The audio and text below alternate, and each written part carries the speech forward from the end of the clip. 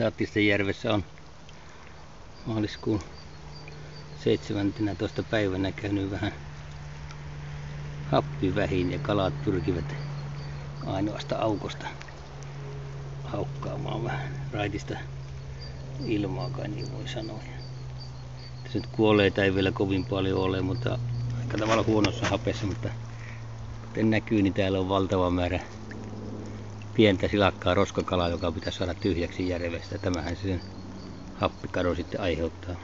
30 vuotta on ollut tämä järvi, että tätä ei ole kalastettu ja kalaa täällä kyllä on. Että ei ole siitä ollut kiinni, etteikö olisi voitu kalaa pyytää.